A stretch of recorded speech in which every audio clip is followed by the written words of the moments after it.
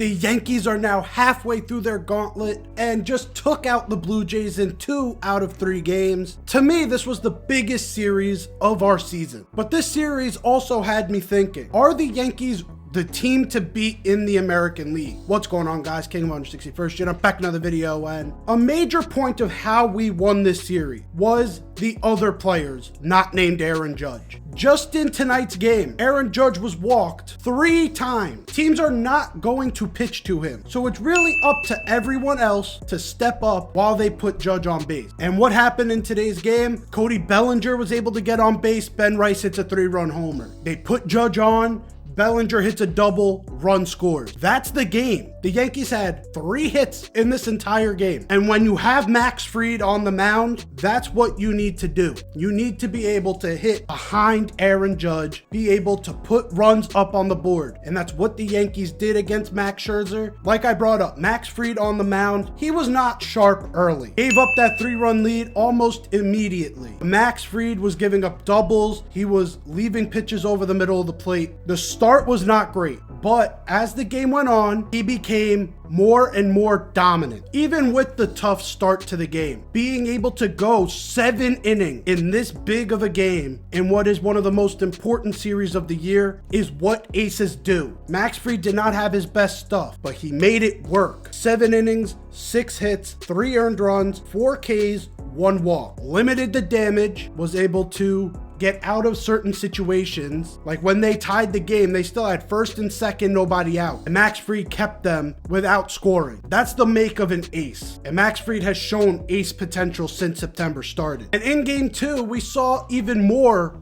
of the other guys being able to step up. Jason Dominguez was able to get an RBI single. He has become not even a full-time starter on this team. He's basically full-time on the bench, getting spot starts here and there. He was able to come in and immediately make an impact. Austin Wells this year, for everyone who says the Yankees cannot manufacture runs without the home run, Austin Wells leads the league in sac flies. And his sac fly was huge in this game, being able to give us some more insurance. And for Luis Gil, yes, he was wild. 4 walks in 6 innings, but he also pitched 6 innings of 3-hit baseball, only giving up 1 earned run. That's called working out of trouble. That's called basically what Max Fried did. Didn't have his best stuff, still working out a few kinks here and there, coming off the injured list. He was able to make it work. He went 6. Luke Weaver being able to come in, gets a couple outs. And then Fernando Cruz. Fernando Cruz is probably going to be this team's X factor come postseason time, because we're going to get to it in game 1. When you have a rookie starter who's in these big games, it's not always going to work out. Fernando Cruz is going to be huge in those moments to be able to get those outs to help right the ship. Him coming in, being able to put in an inning of work, being able to hype up this team with all of that energy he has. That splitter / fork ball, whatever he calls it, is absolutely devastating. These hitters cannot touch him, and that is huge. And then David Bednar got the save today, got the save yesterday. He has been amazing. After the horrible outing in Miami, he has been on fire. His ERA down to a 2.52. Game 2, he pitched an inning and a third. In game 3, he was able to pitch an inning of work. And if we go back to game 3, Devin Williams was able to give us the 8th inning. Yes, there were some moments of panic. They had a runner in scoring position, but he gave us no-run baseball in a high-leverage spot. This bullpen is going to be humongous come October, and no one's going to be bigger than Fernando Cruz. He's going to help right this ship, and he is going to be able to just get this team energized when he comes into this game, feeding off of Yankee Stadium, which we know in October is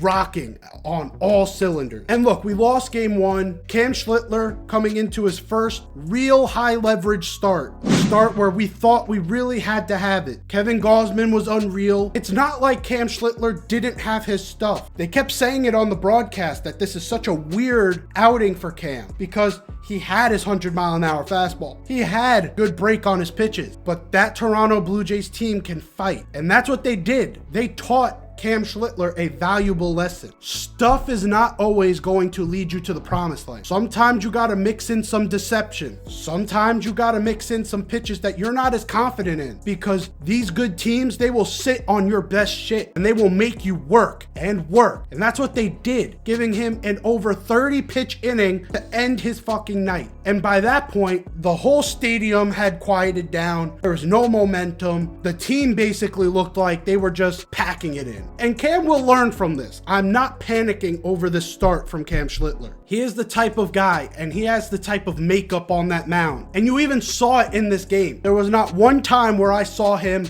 give up. There's not one time that I saw him really put his head down. He really got killed by a million paper cuts. It's not every day that Bo Bichette is going to get a broken bat double down the left field line. It's not every day that you're going to get multiple hits that are less than the velocity of the pitch and be able to score numerous runs doing that. I'm not going to say the Blue Jays got lucky, because they've done this all year. But again, they were able to take advantage of a young pitcher who at times can be pretty predictable. That fastball comes in at over 60% of the time. You sit on that fastball, you make contact, good things can happen. And good things happened for the Blue Jays in this game. So Cam will learn from this. This is the type of game that shows him, okay, in games like this, maybe lower the usage of the fastball, try and go to my changeup a little bit more, try and go to my slider a little bit more, get these hitters off balance. He was able to get to 0-2 a lot. It's just about finishing off these at-bats. And I'm confident Cam Schlittler will come back even stronger in his next high leverage outing. But with that series win, the Yankees cut the season lead to 2 games in the standing on Toronto. And with Toronto playing the way they are, which they're not playing as good as they did to start the year, are the Yankees really the team to beat? The answer to me is yes. Look at everyone else in the American League. Toronto just lost 2 straight. Boston really doesn't want this wild card. They've lost 3 straight. Now we're back 2 games, could be 1.5 if they win today. Detroit has lost their humongous lead in the American League, and no one in the AL West, other than maybe Texas, really wants to win in September. The Yankees right now, record-wise, are the 3rd best team in the American League. They have a series against Detroit coming up. If we win that series, we are 100% the team to beat. We've got depth at our starting pitching, especially if Cam Schlittler can step up. You've got Max Fried. You've got Carlos Rodon. In a playoff series, especially in the division series, you need 3 guys. Those are our 3 guys, and I'm willing to put those 3 guys up against any 3. Maybe Detroit with Tarek Skubal. I'm not picking our guys against game 1, Tarek Skubal. But games 2 and 3, I'm picking Carlos Rodon over whoever's pitching game 2 against Detroit. The jury's still out on whether I'm picking Cam Schlittler to pitch game 3. I'm picking him over anyone. If he comes back from this, and I'm assuming his start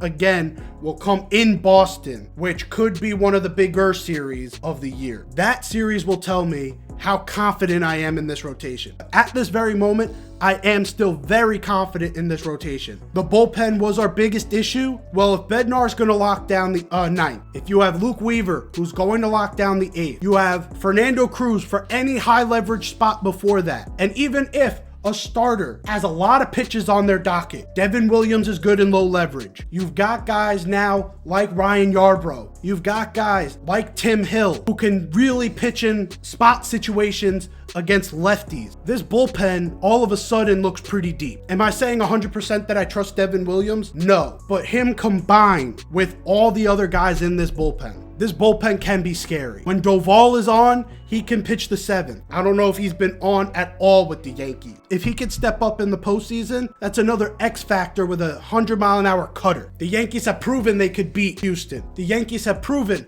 they could beat Toronto. The next half of this gauntlet that the Yankees are going through, going to tell the full story on whether or not we are the official team to beat in the American League and even in the MLB. Because if you look around the league, Milwaukee, if they can make it all the way to the World Series, then I'm afraid of them. Because right now they look like they have no hold. But this is a Milwaukee team that doesn't always seem to step up under the bright lights. The Dodgers don't even have 80 wins. They are leading their division because San Diego also sucks. And in the NL East, the Phillies lost their best starter in the postseason, possibly one of the best starters in postseason history in Zach Wheeler. So you can make a quasi argument that the Yankees could be a top 3 team to beat in the MLB, but only time will tell. What do you guys think? Do you think the Yankees are the team to beat in the AL? Maybe even the MLB? Do you think it's too soon? Let me know down below. This was a humongous series for the Yankees. Off on Monday,